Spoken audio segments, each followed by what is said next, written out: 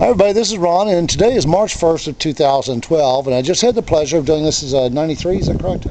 A 93 Chevy Silverado with throttle body injected on it. It's a pretty truck. I'll show you here. That's it. And this is the owner. Would you care to introduce yourself, sir, and tell everybody about your car, your make, model, that sort of thing? Okay, I'm David Reece. This is a 93 Chevy Silverado 4x4 pickup with this 5.7 liter underneath the hood. And I've been following Ron's stuff for a while, and I said go ahead and do it because price of gas and the amount of mileage I'm putting on every day just to get to and from work. And also emissions are coming up. And last month I had all the wires replaced and the plugs replaced, so I had a total tune-up and it was running relatively good. But now we just did the test run on it, and the big thing I noticed is that I feel no vibration in the steering wheel. Like before, there being slightly off on the engine, it would be just little vibrations there. Also, another thing is it's smoother acceleration, and I don't smell any of the engine odors like I did before. And so there's some big improvements there. I still have a few more things to do on the truck, maintenance-wise, and that'll probably help the mileage there too. But right now, when I did punch it, finally, it was like about a mile away from here, and all of a sudden it accelerated like it's never accelerated before. And it's very smooth on the acceleration compared to before it was very sluggish. So there is a distinct difference, and definitely the way the exhaust is right now. Before, you could always see a little smoke coming out, but there's no more smoke coming out. Well, that's a good sign then, I guess. Yeah. So now how long have you owned this truck, David? It's been about a year. Yeah, it was a grandfather's car, basically coming up from northern Arizona, and he drove it only about 8,000 miles a year and babied it, so that's one reason why I picked it up, because it had not been abused. Right. Just everything I'm doing to it has just been maintenance-wise. Right. And it's still it's a strong engine. Now it's a stronger engine. It's the big thing I noticed though is the smoothness and the odor. Very cool. Very, very cool. All right, so overall, now you saw what I did. Would you say a little groove makes a big difference, David? Well, that's obvious. It makes a difference.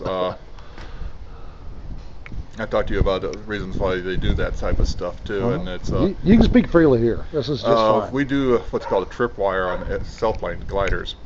Put a piece of tape at the rear of the wing to trip the airflow, and all of a sudden you got a 3, 4, 5% increase in performance on a wing. Wow. And this reminds me of some of the mods that they had done back in the 50s and 60s on carburetors that worked, and they just went away and nobody realized what they had done. Right. But this definitely does make an improvement. It's the grooving and cleaning up the throttle body and putting it back where it should be on its specs makes a huge difference. Oh, good. Now you also do something. I mean, so would you recommend the Gauge Mount Groove for throttle body injected GM owners? Yes, especially after reviewing all your videos. I was bored at night. It seems like the small, the 350, the 5.7 liter engine seems to be the one that's having the best results on the GM vehicles.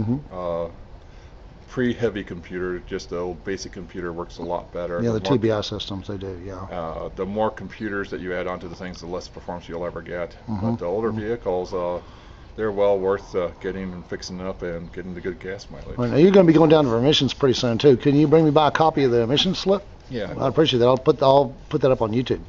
All right. So so guys, a little groove does make a big difference. All right.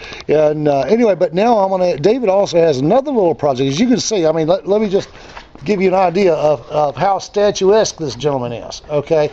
Now I'm just shy of 6 feet, about 5'11". All right. Say 5'10" and a half on a bad day. All right. So how tall are you, David? 6'11". 6'11". All right. Now you also do something else for large men. I build custom chairs for us that don't break. And they're designed to contour to your back so they don't. So you take the pressure off your back and take the pain out of your back. Now you've got a little sample you showed me a minute ago, right? Because would you care to show anybody? This is a crude one. Well, that's okay. That's right. Why don't you dig it out? All right, guys, listen. You're going to love this design. It's made out of a single sheet of plywood. This is only half the chair. So it's only half one, but it'll give you. I mean, you guys are going to love this. Now you know I'm a gadget man, so I love gadgets. Anything that's new and unique.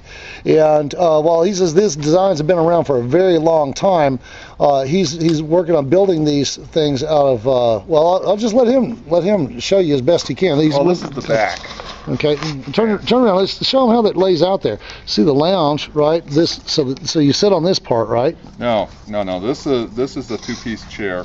Okay. The seat is elsewhere right now. But Okay. The seat goes right here. Okay. The real one. All right.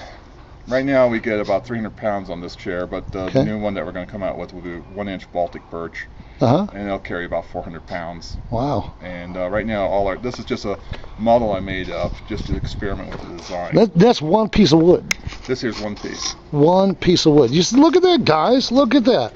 Isn't that amazing? I mean, that is so cool. And I understand you're going to be putting this into production. Do you have a website on this or anything yet? We're on Etsy. What? Spell it out for people. ETSY. ETSY.com or .com, and it's under Dave Reece Designs. Spell that for them too. DAVEREECE Designs. Okay. And if you look under Whimsical Child's Chair, one of my chairs will come up. Oh, wonderful. So you make these for kids too? Yeah, my grandkids are trying to destroy them, and after 3 months they haven't. All right. That's pretty cool. Yeah, kids can destroy just about anything. But you're designing these to support men up to 450 pounds. Is that correct? Right. Wow. So are you excited about that? Well, I've been working on this project for a long time. It's just now the timing's right. I'm working out of a co-op shop where we have computer-controlled machines to make it now. And so it's like everything is falling together on how to do it. All right. And we're going to have websites up in the near future so people can see what we're doing. Yeah. But I'm tired of furniture that doesn't fit and furniture that breaks. If you're a big man, you understand what I mean. That when you look at a chair and you go down very slowly and carefully because you don't know if it's going to support you. And my chairs were designed to plop into. Right on. So, you see, guys, remember, you heard it first here on Gadget Man Land. So, anyway, you got anything else you want to tell everybody out there in Gadget Man Land, Dave? No, it's, I'm not surprised that this is working. It makes sense. I've studied large amounts of, airflow theory and stuff like that, and various projects I've done, and so this makes sense on how it works.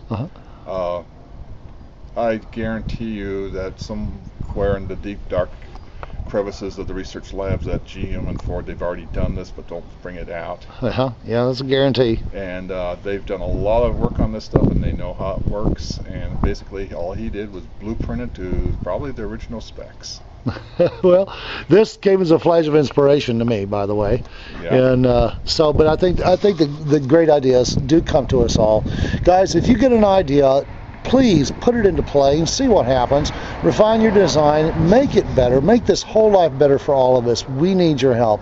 And if you're a tinkerer and want to learn a new technology, then come on board with me. Get over to GadgetManGroove.com, go to the Groovy forums, check out what everybody else is saying, because we have licensing programs that can get you started with your own business for as little as $500.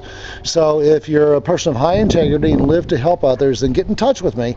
I promise you'll be glad you did, just like when you smile for a stranger. So I'll say God bless y'all richly and warmly, and we'll see you soon. Bye-bye now.